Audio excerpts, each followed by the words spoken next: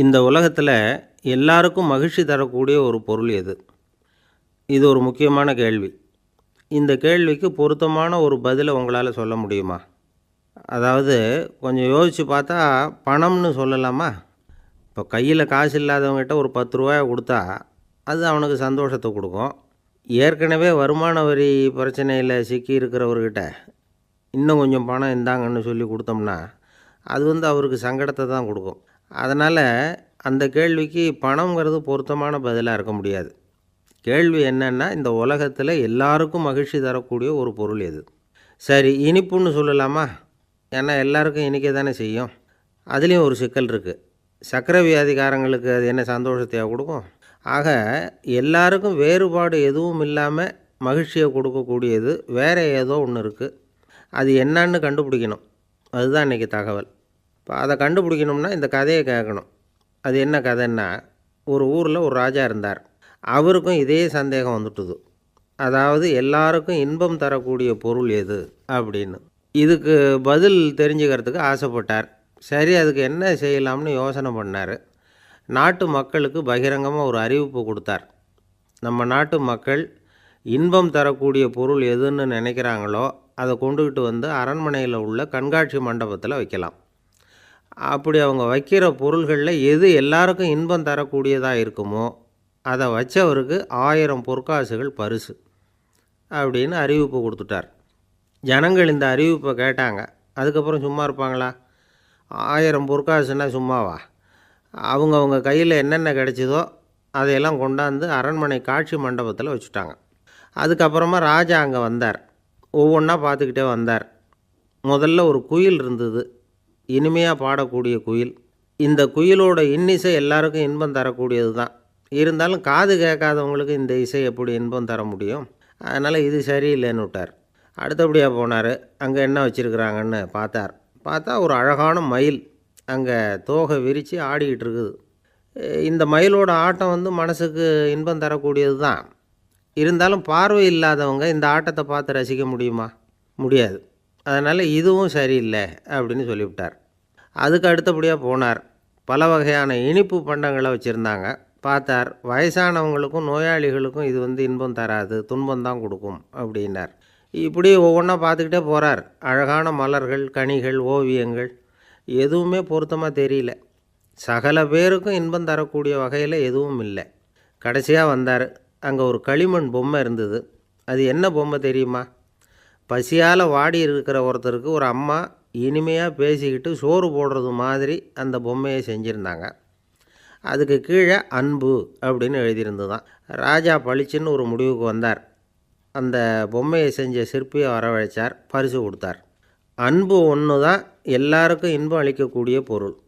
காது கேட்காதவங்களும் அதை கேட்க முடியும், பார்வை இல்லாதவங்களும் அதை பார்க்க முடியும், குழந்தைகளும் அதை உணர முடியும் அப்படின்னு அதுக்கு விளக்கம் கொடுத்தார் அந்த மன்னர். இந்த உலகத்தில் எல்லாருக்கும் மகிழ்ச்சி தரக்கூடிய ஒரு பொருள் அன்பு தான். அதை புரிஞ்சுக்கிட்டு தான் சில கணவன்மார்கள் மனைவி பேரில் ரொம்ப அன்பை காட்டிக்கிறது வழக்கம். ஒரு வீட்டு வாசப்படி பக்கமாக மழைக்கு ஒதுங்கினார் ஒருத்தர். மழை தூரிக்கிட்டு இருந்தது, இருட்டு நேரம். அந்த வீட்டில் இருந்தவர், இன்றைக்கி ராத்திரி வேணும்னா இங்கேயே தங்கிட்டு காலையில் போங்க அப்படின்னார். உடனே இவர் சொன்னார், ரொம்ப நன்றிங்க, ஒரு 10 நிமிஷத்தில் இதை வந்துவிடுறேன் அப்படின்னு சொல்லிவிட்டு எங்கேயோ ஓடினார். 10 நிமிஷம் கழித்து திரும்பி வந்தார். ஆமாம், எங்கே போயிட்டு வந்தீங்கன்னு கேட்டார் வீட்டில் இருந்தவர். நேராக எங்கள் வீட்டுக்கு போய் மனைவிக்கிட்ட இன்றைக்கி ராத்திரி இங்கேயே தங்கிக்கிறேன்னு சொல்லிவிட்டு வந்துவிட்டேன் அப்படின்னார் அவர். அன்பில் இது ஒரு ரகம். ஆசைப்படுறதில் தப்பு இல்லை, ஆனால் அந்த ஆசை தேவைக்கு தகுந்த மாதிரி இருக்கணும். தேவைக்கு மீறிய ஆசைகள் இருக்குது பாருங்கள், அது தேவையில்லை. இந்த கருத்தை வலியுறுத்தது மாதிரி ஒரு கதை உண்டு. தேவேந்திரனுக்கு திடீர்னு வீடு கட்டணும்னு ஒரு ஆசை வந்துதான். வீடுன்னா நாம் கட்டுற மாதிரி இல்லை. தேவேந்திரன் வீடுன்னா சும்மாவா? ஒரு பிரம்மாண்டமான அரண்மனை கட்டணும். அது மாதிரி இந்த 3 லோகத்துலேயும் ஒரு அரண்மனை கிடையாது அப்படின்னு எல்லாரும் சொல்லணும். இது அவனோட ஆசை. உடனே தேவ தச்சரான விஸ்வகர்மாவை கூப்பிட்டான், உத்தரவு போட்டான். விஸ்வகர்மா தன்னுடைய உதவியாளர்களை எல்லாம் கூப்பிட்டு ஒன்றா சேர்த்துக்கிட்டார். படாத பாடுபட்டு ஒரு பெரிய அரண்மனையை கட்டி முடித்தார். கட்டி முடிக்க 1000 வருஷம் ஆச்சு. தேவேந்திரன் பார்க்குறான். அவனுக்கு திருப்தி ஏற்படலை. என்னுடைய அந்தஸ்துக்கு இது ரொம்ப சாதாரணமான கட்டிடம், இதை விட இன்னும் பெருசாக கட்டு அப்படின்னா. தேவ தச்சர் திணறி போயிட்டார். அவரால் அதுக்கு மேலே எதுவும் செய்ய முடியல. என்ன பண்ணுறதுன்னு யோசனை பண்ணார். நேராக நாரதர் காலில் போய் விழுந்தார். நீங்கள் தான் என்னை இந்த பிரச்சனையிலேருந்து காப்பாற்றணும்னார். நாரதர் யோசனை பண்ணார். சரி, கவலைப்படாதேன்னார். நேராக இந்திரன்கிட்ட போனார். இந்திரன் நாரதரை பார்த்த உடனே வாங்கன்னு கூட்டிகிட்டு போய் அரண்மனையை காட்டினான். இது மாதிரி ஒரு அரண்மனையை நீங்கள் வேறு எங்கேயாவது பார்த்துருக்குறீங்களா அப்படின்னு ரொம்ப பெருமையாக கேட்டான். நான் பார்த்ததில்லை, ஆனால் என்னை விட வயசில் மூத்தவர் மகரிஷி லோமேசர், அவர் ஒரு வேளை பார்த்துருக்கிறாரா என்னமோ அப்படின்னார். உடனே அவரை மனசில் நினச்சி தியானம் பண்ணினார். அடுத்த கணம் லோமேசர் அங்கே வந்தார். இடையில் ஒரு சின்ன துண்டு, கையில் ஒரு கமண்டலம், தலையில் ஒரு பாய், அவ்வளவுதான் அவர்கிட்ட இருந்தது. எதுக்காக தலையில் எந்த பாய் அப்படின்னு கேட்டான் இந்திரன். என்ன மாதிரி அற்ப ஆயுள் உள்ள ஒரு ஜீவன் தனியாக வீடு கட்டிக்கிட்டு திண்டாடணுமா? இந்த பாய் தான் ஒரு வீடு மாதிரி எனக்கு நிழல் கொடுக்குது அப்படின்னார் அவர். என்னது, உங்களுக்கு அவ்வளவு கொஞ்சமான ஆயுளா அப்படின்னு ஆச்சரியத்தோடு கேட்டான் இந்திரன். ஆமாம், இதை பாரு, என்னுடைய மார்பில் ஒரு பொற்காசு அளவுக்கு ரோமம் உதிர்ந்துட்டுது. எப்போ என் உடம்புல உள்ள எல்லா ரோமமும் உதிர்ந்துருமோ அப்போ என்னுடைய ஆயுள் முடியும் அப்படின்னார். எப்போ அந்த ரோமங்கள் பூரா உதிரும்னு கேட்டான் இவன். ஒரு பிரம்மா மறைஞ்சதும் ஒரு ரோமம் உதிரும். என் உடம்புல உள்ள ரோமங்களின் எண்ணிக்கை எவ்வளவோ அவ்வளவு பிரம்மாக்கள் தோன்றி அவங்க ஆயுள் முடியும் பொழுது என் உடம்புல உள்ள ரோமங்கள் பூரா உதிரும் அப்படின்னார். அப்படின்னா ஒரு பிரம்மாவோட ஆயுள் எவ்வளவு காலம்னு கேட்டான். ஒரு பிரம்மாவுக்கு 100 தேவ வருஷம். ஒவ்வொரு தேவ வருஷத்துக்கும் 365 தேவ நாள். ஒவ்வொரு தேவ நாள்லேயும் ஒன்றை மாதிரி 14 இந்திரர்கள் தோன்றி மறைகிறாங்க அப்படின்னு மகரிஷி லோமேசர் சொல்கிறார். இதை கேட்டதும் இந்திரன் ஆடி போயிட்டான். அவ்வளவு ஆயுள் உள்ள இவரே அற்ப ஆயுள்னு சொல்கிறார். நான் என்னுடைய ஆயுளை பெருசாக நினச்சிக்கிட்டு பிரம்மாண்டமான அரண்மனை கட்டணும்னு ஆசைப்படுறேனே அப்படின்னு நினச்சான். எனக்கு வீடு கட்டின வரைக்கும் போதும்னு விட்டான். அதனால் நாமெல்லாம் நம்முடைய தேவைக்கு தகுந்த மாதிரி ஆசைப்படுறது தான் நியாயம்.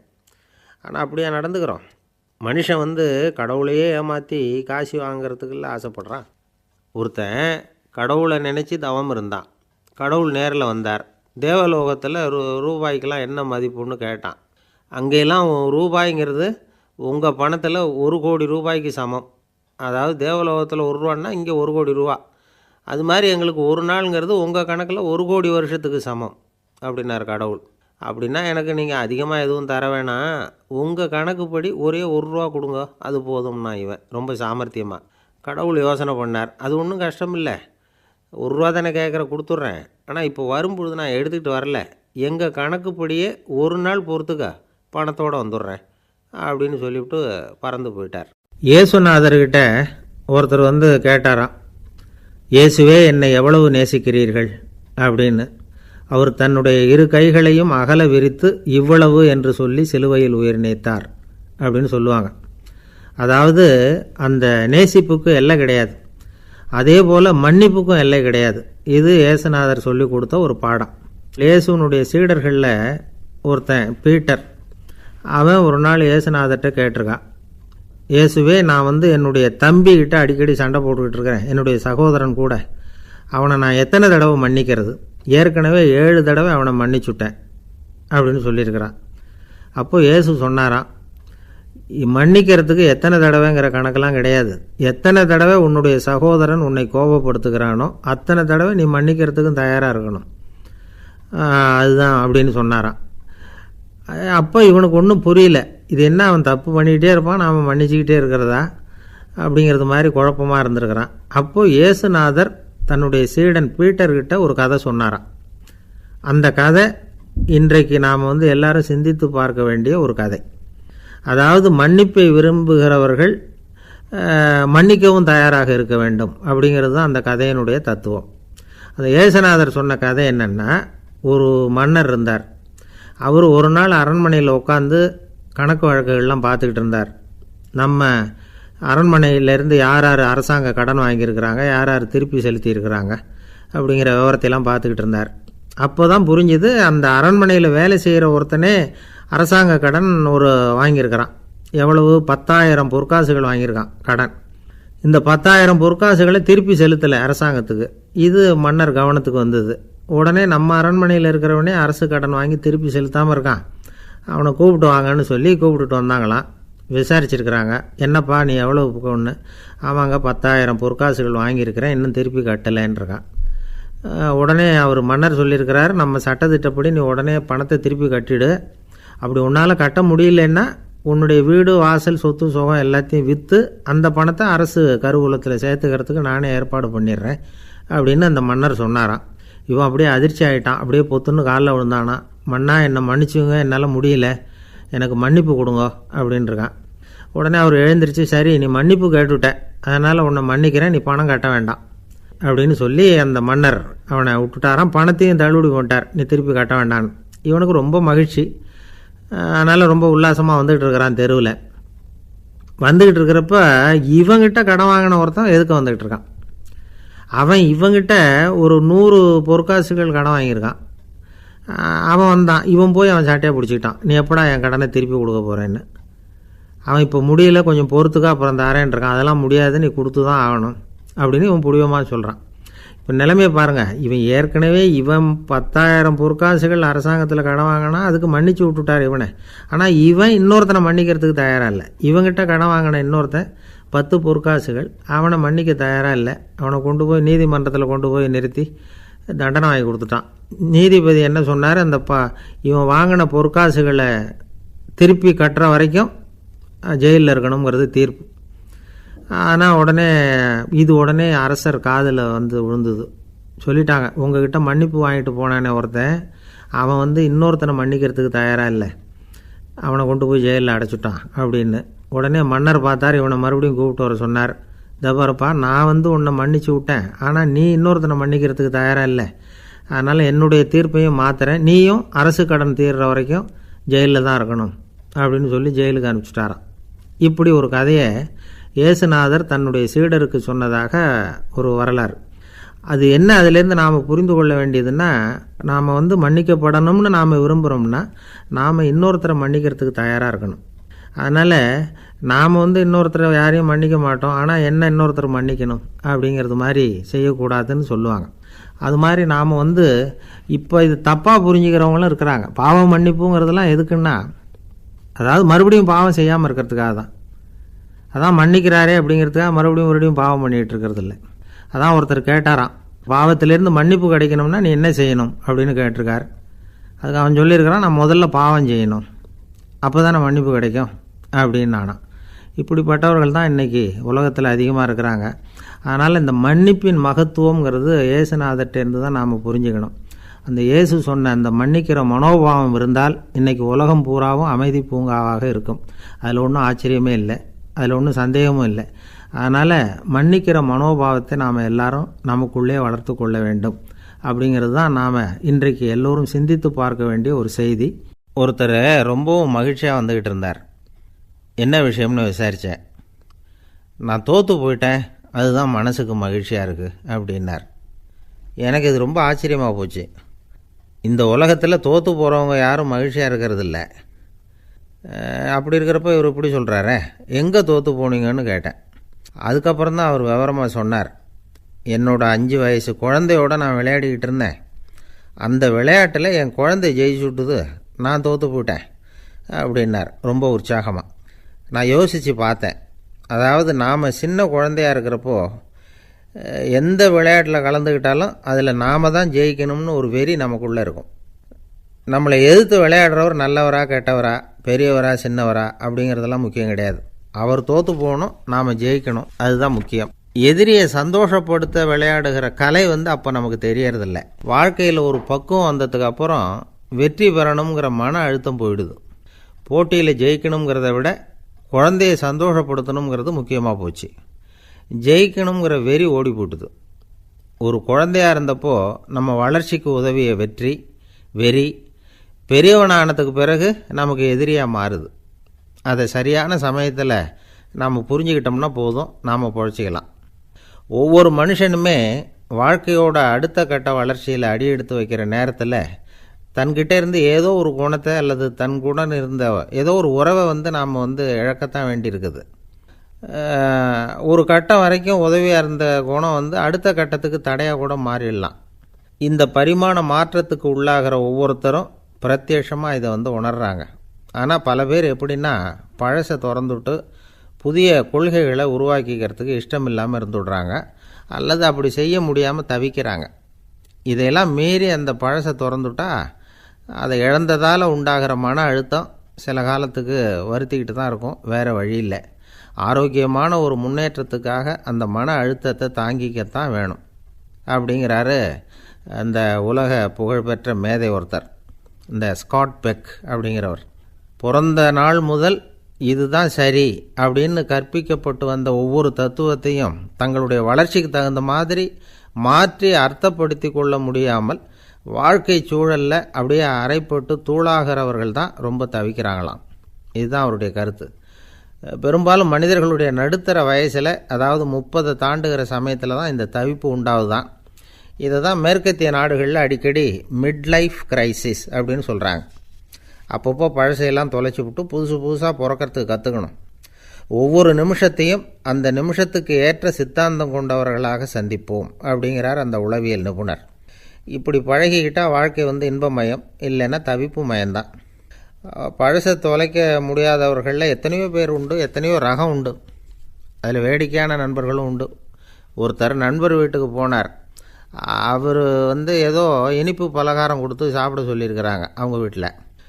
இவர் சாப்பிட்டு பார்த்துட்டு சொன்னாராம், சார் 6 மாதத்துக்கு முன்னாடி ஒரு தடவை இங்கே வந்தேன், அப்போது ஒரு இனிப்பு பலகாரம் கொடுத்தீங்க, அது இதை விட நல்லா இருந்தது சார் அப்படின்னாராம். அப்போ செஞ்ச அதே இனிப்பு பலகாரம் தான் சார் இதுவும் அப்படின்னாராம் அவர். ஊருக்கு வெளியில் அமைதியான ஒரு இடம், அங்கே ஒரு ஆசிரமம், அங்கே ஒரு சாமியார். அவர் தினமும் நல்ல போதனைகள்லாம் செய்வார். பல பேர் போய் அங்கேயே சில நாள் தங்கி இருந்து அவர் சொல்கிற அறிவுரைகளை எல்லாம் கேட்டுக்கிட்டு வர்றது வழக்கம். ஒரு தடவை அவரை பார்த்துட்டு போகிறதுக்காக 3 வெளியூர் தம்பதிகள் வந்தாங்களாம். அந்த மடத்திலேயே சாப்பிட்டுக்கிட்டு தங்கி இருந்து அவங்களுடைய போதனைகளை கேட்டுக்கிட்டு போகணுங்கிறது அவங்க நோக்கம். காலையில் குளிச்சுட்டு பூஜையில் உட்காந்தார் அந்த சுவாமி. இவங்களும் குளிச்சுட்டு அந்த பூஜையை பார்க்குறதுக்காக அவர் முன்னாடி உட்காந்தாங்க. பூஜை ஆரம்பமாச்சு. சம்பிரதாயப்படி அது ரொம்ப நேரம் நடந்துக்கிட்டே இருக்குது. இவங்களுக்கு நல்ல பசி இருந்தாலும் இந்த நேரத்தில் அதை எப்படி வெளியில் காட்டிக்கிறது? பேசாமல் இருந்தாங்க. அந்த சுவாமி பூஜையை முடித்தார். அதுக்கப்புறம் பேச ஆரம்பித்தார். பேச்சு அருமையாக தான் இருந்தது, அமிர்தமாக தான் இருந்தது. இருந்தாலும் இவங்களுக்கு இருக்கிற வயிற்று பசி அது சரியாக கவனிக்க விடலை. அந்த சுவாமியே இதை கவனித்ததாக தெரியல. இவங்களுக்கு மனசுக்குள்ளே ஒரு எண்ணம், உள்ளே சாப்பாடு தயாராகிட்டு இருக்கும் போல இருக்குது, இந்த பேச்சு முடிஞ்சதும் நம்மளை உள்ளே அழைச்சிட்டு போய் சாப்பாடு போடுவாங்கன்னு நினைக்கிறோம் அப்படின்னு இவங்களாம் நினச்சிக்கிட்டாங்க. ஆனால் சுவாமி இதை பற்றி எதுவுமே பேசலை, கண்டுக்கலை. ஒரு அம்மாவால் அதுக்கு மேலே சும்மா இருக்க முடியுமா? முடியல. சாப்பாட்டை கவனிக்கலாமா அப்படின்னு சொல்லி மெதுவாக ஆரம்பித்தாங்க. கவனிக்கலாமே அப்படின்னு உள்ளே அழைச்சிட்டு போனார் சுவாமி. இவங்க ரொம்ப அவசரமாக எழுந்திரிச்சு உள்ளே ஓடினாங்க. அங்கே ஒரு மேஜை மேலே ஒரு கிண்ணம் மூடி இருந்தது. இதுதான் சாப்பாட்டு மேஜை போல் இருக்குது, இங்கே சாப்பாடு வந்துடும் அப்படின்னு நினச்சாங்க. உடனே போய் சுற்றி உட்காந்துக்கிட்டாங்க. சுவாமி அந்த கிண்ணத்தை எடுத்து அந்த அம்மா கிட்ட கொடுத்தார். அவங்க அதை வாங்கி மூடியை திறந்து பார்க்குறாங்க. உள்ளே ஒரு சாவி இருக்குது. சரிதான், இது சமையலறை சாவி போல் இருக்குது, அங்கே போய் அதை திறந்து சாப்பாட்டை நாமே எடுத்துக்கிட்டு இங்கே வச்சுக்கிட்டு சாப்பிட்ணும் போல் இருக்குது அப்படின்னு நினச்சாங்க. சாவி இருக்கு இல்லையா, வாங்க பூட்டு நிறையா காட்டுறேன் அப்படின்னு சுவாமி அவங்கள அழைச்சிட்டு போனார், காட்டினார். இவங்க அந்த அறையை ரொம்ப ஆவலோடு திறந்தாங்க. உள்ளே பார்த்தா அங்கே அரிசி, பருப்பு, விதவிதமான காய்கறி எல்லாம் இருக்குது. சமையலுக்கு வேண்டிய மிளகாய், எண்ணெய், பால், தயிர், நெய் இப்படி எல்லாமே இருக்குது. அடுப்பு, விறகு, நெருப்பு போட்டி அது கூட அங்கே இருக்குது. சாப்பாடு தயாராக இருக்கும்னு நினச்சிக்கிட்டு போனால் இப்படி இருக்குதே அப்படின்னு சொல்லி அதை பார்த்ததும் ரொம்ப சோர்ந்து போட்டாங்க அவங்க. சுவாமி, என்ன இது சாப்பாடு இல்லையா அப்படின்னாங்க. அதுதான் சாப்பாட்டுக்கு வேண்டிய எல்லாம் இங்கே இருக்குதே, அடுப்பு மூட்டி நீங்கள் தான் அவங்கவுங்க ருசிக்கு தகுந்த மாதிரி சமைச்சிக்கணும், இந்த சன்னியாசிக்கு எப்படி சமைக்க தெரியும் அப்படின்னு கேட்டார் சுவாமி. சாப்பாடு தயாராக இருக்கும்னு நாங்கள் எதிர்பார்த்தோம் அப்படின்னாங்க. நீங்கள் இப்படி சொல்லுவீங்கன்னு நானும் எதிர்பார்த்தேன். இது வரைக்கும் நான் எவ்வளவோ தத்துவம்லாம் எடுத்து சொன்னேன். எல்லாத்தையும் விட இதுதான் அனுபவபூர்வமான தத்துவம்.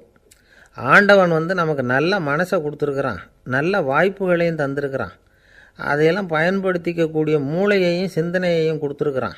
அதனால் அடுப்பை தான் நீங்கள் மூட்டணும், அடுப்பை நீங்கள் தான் மூட்டணும், உங்களுக்கு உகந்ததை நீங்கள் தான் சமைச்சு ருசித்து அனுபவிக்கணும். ஆண்டவனே அதை செஞ்சுக்கிட்டு இருக்க மாட்டான் அப்படின்னாராம் அந்த சுவாமி. நம்முடைய வாழ்க்கையில் பல நல்ல பலன்களை பெறுறதுக்கு நாம் தான் முயற்சி பண்ணணும். அதுக்குரிய சூழ்நிலையை தான் ஆண்டவன் கொடுப்பானே தவிர அதை விளக்கிறதுக்காக தான் அந்த சுவாமி அப்படி செஞ்சு காட்டியிருக்கிறார். இது ஒரு பெரியவர் இப்படி ஒரு விளக்கம் கொடுத்தார். அதுக்கப்புறம் அந்த 3 தம்பதிகளும் தெளிவடைஞ்சுட்டாங்களாம். நாம் தெளிவடைகிறது எப்போங்கிறது தான் தெரியல அப்படின்னு பல பேர் இதை கேட்டுட்டு சொல்லிகிட்டு இருக்கிறாங்க. இந்த கதையை நம்முடைய நண்பர் ஒருத்தர்கிட்ட சொன்னேன். அந்த நண்பர் ரொம்ப சந்தோஷப்பட்டார். நீங்கள் சொல்கிறது கரெக்டு சார், ஆனால் நான் அதை விட ஒரு படி மேலே சார். எனக்கெல்லாம் அரிசி பருப்பு இருக்கிற ரூம் எதுன்னு கையை காட்டிட்டா போதும், உடனே கிண்ணத்துலேருந்து சாவியை எடுத்து கொடுக்கணுங்கிற அவசியம்லாம் இல்லை எனக்கு. அப்புறம் எப்படி ரூமை திறந்துருவீங்க அப்படின்னு கேட்டேன். பூட்டை உடச்சி திறந்துருவேன், அதுதான் எனக்கு பழக்கம் அப்படிங்கிறார். ஒருத்தர் அவசரமாக போய்கிட்டு இருந்தார். எங்கே போய்கிட்டு இருக்கீங்க அப்படின்னு கேட்டார் ஒரு பெரியவர். கடைக்கு போகிறேன் சார், சாமான் வாங்கிறதுக்கு அப்படின்னார். அங்கே போகிறதுக்கு முன்னாடி தெரிஞ்சிக்க வேண்டியதெல்லாம் தெரிஞ்சுக்கிட்டீங்களா அப்படின்னு கேட்டார் பெரியவர். கடைக்கு போய் காசை கொடுத்து ஒரு பொருளை வாங்கிட்டு வரப்போகிறோம், இதில் தெரிஞ்சிக்க வேண்டியது என்ன இருக்குது அப்படின்னார் அலட்சியமாக. இப்போ அந்த பெரியவர் பேச ஆரம்பித்தார். இந்த உலகத்தில் எந்த ஒரு செயலில் இறங்குறப்பவும் நாம் நல்லா ஆலோசனை பண்ண வேண்டிய விஷயம் 5 அப்படின்னார். உதாரணமாக, ஒருத்தன் கடைக்கு போய் ஏதோ ஒரு பொருளை வாங்கிட்டு வரப்போகிறான்னு வச்சுக்கங்களேன். அப்போ கூட அவன் 5 விஷயங்களை பற்றி தெரிஞ்சுக்க வேண்டியிருக்குது அப்படிங்கிறார் அவர். முதல்ல அந்த பொருள் எப்படிப்பட்டது அப்படிங்கிறத தெரிஞ்சுக்கணும். ரெண்டாவதாக தன்னை பற்றியும் தெரிஞ்சுக்கணும். அப்போ தான் அந்த பொருள் தனக்கு தேவையா இல்லையா அப்படிங்கிறத புரிஞ்சுக்க முடியும். மூணாவதாக தெரிஞ்சுக்க வேண்டியது ஒன்று இருக்குது. அது என்னென்னா, அந்த பொருளை அடையிறதுக்கு வழி என்ன அப்படிங்கிறத தெரிஞ்சுக்கணும். அதாவது எவ்வளவு பணம் கொடுத்தா அது கிடைக்கும், இது மாதிரியான விஷயங்கள். நாலாவதாக அந்த பொருளை அடையிறது மூலமாக நாம் அடையக்கூடிய பயன் என்ன அப்படிங்கிறதையும் உணரணும். அஞ்சாவது, அந்த பொருளை அடையிறதுல இருக்கக்கூடிய தடை எது அப்படிங்கிறதையும் நாம் தெரிஞ்சுக்கணும். பெரியவர் பேசுகிறது ஏதோ தத்துவம் மாதிரி தெரியுது இல்லையா? தத்துவம்தான். அதாவது இப்படி உலகியல் வாழ்க்கையில் சின்ன சின்ன விஷயங்கள்லேயே நாம் 5 விஷயங்களை தெரிஞ்சுக்க வேண்டியிருக்குது. அது ரொம்ப அவசியமாக இருக்குது. பேரின்ப நிலைன்னு சொல்கிறாங்கள்ல, அது மாதிரி பெரிய சமாச்சாரங்கள்லேயும் இந்த 5 விஷயங்களை நாம் தெரிஞ்சுக்க வேண்டியிருக்குது. அதுக்கு பேர் என்னென்னா அர்த்த பஞ்சகம். வைணவ சமயத்தில் அர்த்த பஞ்சகம்ங்கிறது ரொம்ப பெரிய விஷயம். கடைக்கு போகிறது மாதிரி கடவுளை பார்க்க போகிறப்பவும் நாம் 5 விஷயங்களை தெரிஞ்சுக்கணுமா. முதல்ல பரம்பொருள் அப்படிங்கிறது என்ன, அதோட தன்மைகள் என்ன, இதை தெரிஞ்சுக்கணும். இதுக்கு பேர் என்னென்னா பரமாத்ம ஸ்வரூபம் அப்படின்னு பேர். ரெண்டாவது, நாம் யார், நம்மோட தன்மை என்ன அப்படிங்கிறத தெரிஞ்சுக்கணும். நான் யாருன்னு எனக்கே தெரியலங்கிறப்போ இதை நான் சொல்கிறேன்னு இது என்னுடையதுன்னு சொல்கிறது தப்பு தானே. அப்புறம் மூணாவது விஷயம், பரம்பொருளை நாம் அடையிறதுக்கு வழி எது, இதை தெரிஞ்சுக்கணும். இது உபாய ஸ்வரூபம் அப்படின்னு பேர். நாலாவது விஷயம், நாம் அடைய வேண்டிய பயன்கள் என்ன அப்படிங்கிறத தெரிஞ்சுக்கிறது. இதுக்கு புருஷார்த்தம் அப்படின்னு பேர். அஞ்சாவது, அந்த பயனை அடைய விடாமல் தடுக்கிற தடைகள் யாவை அப்படிங்கிறத தெரிஞ்சுக்கிறது. இது விரோதி ஸ்வரூபம். இதைத்தான் தடையியல் அப்படின்னு சொல்கிறாங்க. அதாவது பரமாத்மாவை பற்றிய அறிவு, ஜீவாத்மாவை பற்றிய அறிவு, உபாயம் பற்றிய அறிவு, புருஷார்த்தம் பற்றிய அறிவு, இந்த 4 அறிவுக்கும் எதிரடையாக, அதாவது அதையெல்லாம் தப்பாக புரிஞ்சுக்கிறதால உண்டாகக்கூடிய அறிவு விரோதி ஸ்வரூபம். என்ன இது தகவலில் ஏதாவது கதை சொல்லுவீங்கன்னு பார்த்தா ஏதோ தத்துவம் பேசிகிட்டு இருக்கிறீங்களே அப்படின்னு நினைக்கலாம். இதுவும் தெரிஞ்சிக்க வேண்டிய ஒரு பெரிய விஷயந்தான். காதில் போட்டு வச்சா எப்போவாவது உபயோகப்படும். என்னுடைய நண்பர் ஒருத்தர் ஒரு நாள் என்கிட்ட சொன்னார், சார், அடுத்த மாதம் தஞ்சாவூரில் ஒரு கல்யாணம், போகிறதா வேண்டாமா அப்படின்னு ஒரே குழப்பமாக இருக்குது அப்படின்னார். நான் உடனே இந்த அர்த்த பஞ்சக உபதேசம் பண்ண ஆரம்பித்தேன். அவர் எல்லாத்தையும் பொறுமையாக கேட்டுவிட்டு, சரி சார், நான் போகிறதுன்னு முடிவு பண்ணிவிட்டேன்னார். எப்படி இந்த முடிவுக்கு வந்தீங்க அப்படின்னு கேட்டேன். அவர் சொன்னார், சார், அந்த 2வது பாயிண்ட் ஒன்று சொன்னீங்களே, அதை புரிஞ்சுக்கிட்டதுக்கு அப்புறம்தான் இந்த முடிவுக்கு வந்தேன் அப்படின்னார். என்ன 2வது பாயிண்ட்டுன்னு? அதாவது தன்னை பற்றி புரிஞ்சுக்கணும் அப்படின்னு சொன்னீங்க. உடனே என்னை பற்றி புரிஞ்சுக்கிட்டேன், நான் யாருங்கிறது எனக்கு தெரிஞ்சுது, உடனே போகிறது தான் நல்லதுன்னு முடிவு பண்ணிவிட்டேன்னார். நீங்கள் யாருன்னு கேட்டேன். நான் தான் சார் அந்த கல்யாணத்தில் தாலி கட்ட வேண்டிய மாப்பிள்ளை அப்படின்னார். அரேபிய நாடு, அங்கே ஒரு ஆட்சி தலைவர், அரேபிய நாட்டு ஆட்சி பொறுப்பை ஏற்றுக்கிட்டவர். அவர் ஆட்சி பொறுப்பை ஏற்றுக்கிட்ட பிறகு ஒரு நாள் ஒரு தெருவில் நடந்து போய்கிட்டு இருந்தார். அவர் தோளில் ஒரு பெரிய துணி மூட்டை, அதை சுமந்துக்கிட்டு கடத்தெருவை நோக்கி அவர் போய்கிட்டு இருக்கிறார். வழியில் அவரை சந்தித்தார் உமர். அவர் கேட்டார், கலீஃபா அவர்களே எங்கே புறப்பட்டுட்டீங்க அப்படின்னு கேட்டார். கலீஃபான்னா ஆட்சித்தலைவர்னு அர்த்தம். இதுக்கு அவர் சொன்னார், நான் துணி வணிகம் செய்கிறவன், அதனால் துணி வியாபாரம் செய்கிறதுக்காக போயிட்டுருக்கிறேன்னார். நீங்கள் இப்போ இந்த நாட்டுக்கு ஆட்சித்தலைவர், ஆட்சி பொறுப்பில் இருக்கிறீங்க, நீங்கள் வியாபாரம் செய்ய போட்டால் அரசு பணிகளை செய்கிறது யார் அப்படின்னு கேட்டார் அவர்.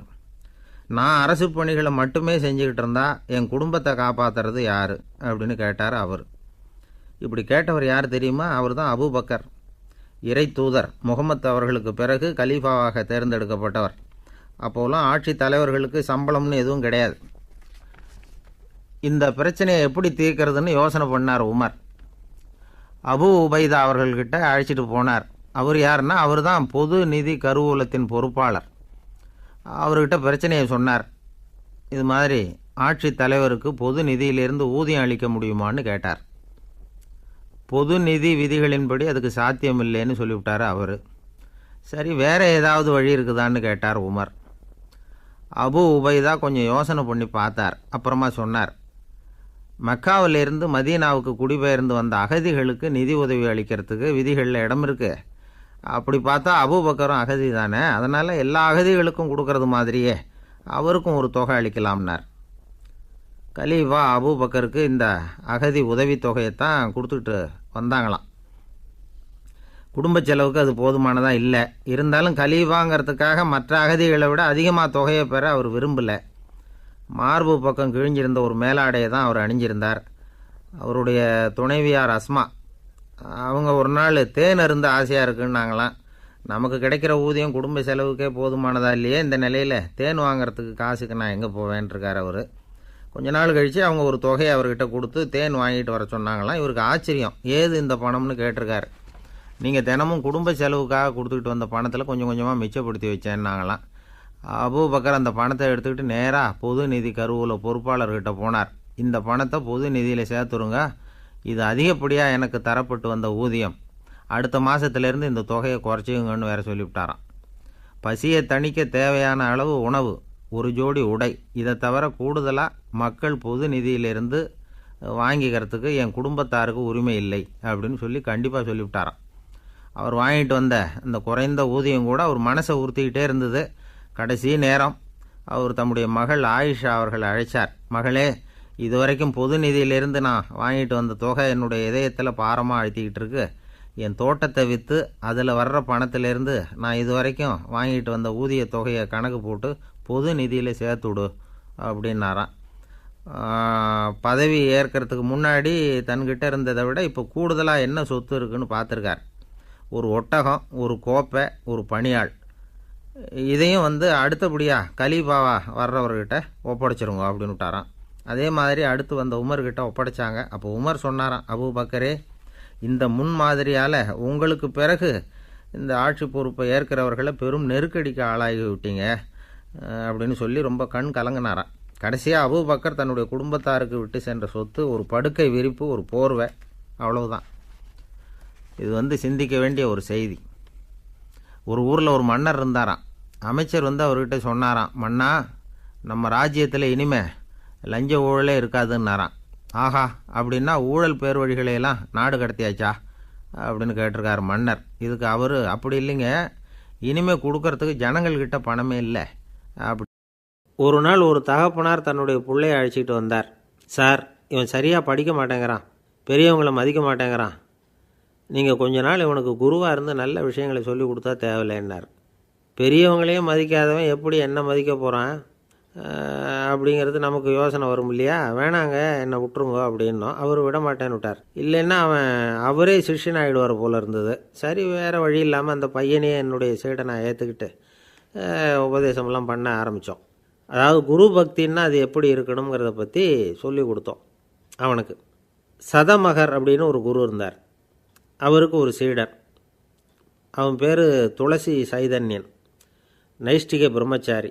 தன்னுடைய குருவுக்கு எந்த நேரத்தில் எது தேவைங்கிறத புரிஞ்சுக்கிட்டு சேவை செய்கிறவன்.